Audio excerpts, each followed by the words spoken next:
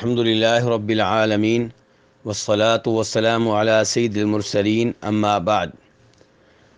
گزارش یہ ہے کہ سجدے میں دعا کرنا بہت ہی افضل چیز ہے، اور سجدے میں دعا کے قبول ہونے کا امکان بہت زیادہ ہوتا ہے۔ نبی علیہ الصلاۃ والسلام نے سجدے میں دعا کرنے کی ترغیب دی ہے۔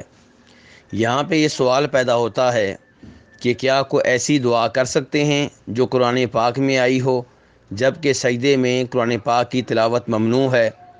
تو گزارش یہ ہے کہ جب قرآن پاک سے کوئی دعا لی جائے اور اسے بطور دعا سجدہ میں پڑھا جائے تو یہ تلاوت نہیں ہے، یہ قرات نہیں ہے، بلکہ یہ دعا ہے، اور اس میں کوئی حرج نہیں ہے۔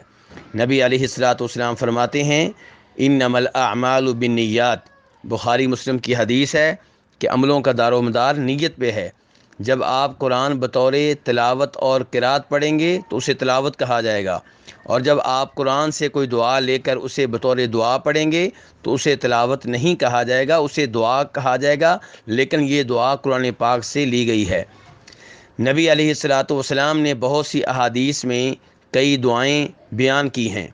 اب اگر اس حدیث میں سے وہ دعا لے لی جائے اور اسے سجدے میں پڑھا جائے تو یہ نہیں کہا جائے گا کہ اس نے سجدے میں حدیث پڑھی ہے، بلکہ یہ کہا جائے گا کہ حدیث میں سے جو دعا تھی وہ لی ہے اور سجدے میں پڑھی ہے۔ اگر کوئی مولوی صاحب اپنی گفتگو میں لوگوں کو کوئی دعا بتا رہے ہوں اور وہی دعا سجدے میں پڑھی جائے تو یہ نہیں کہا جائے گا کہ انہوں نے مولوی صاحب کی گفتگو جو ہے وہ سجدے میں پڑھی ہے، بلکہ یہ کہا جائے گا کہ مولوی صاحب کی گفتگو میں جو دعا تھی وہ دعا انہوں نے سجدے میں پڑھی ہے۔ اس لیے اس میں کوئی اشکال نہیں ہے۔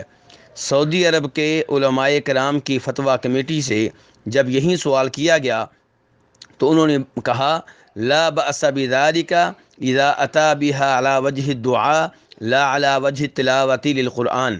اگر کوئی آدمی قرآن پاک کی دعا کے طور پہ پڑھتا ہے، تلاوت کے طور پہ نہیں پڑھتا، تو اس میں کوئی حرج نہیں ہے۔ اللہ تبارک و تعالیٰ سے دعا ہے کہ ہمیں قرآن و حدیث صحیح معنوں میں سمجھنے کی توفیق عنایت فرمائے۔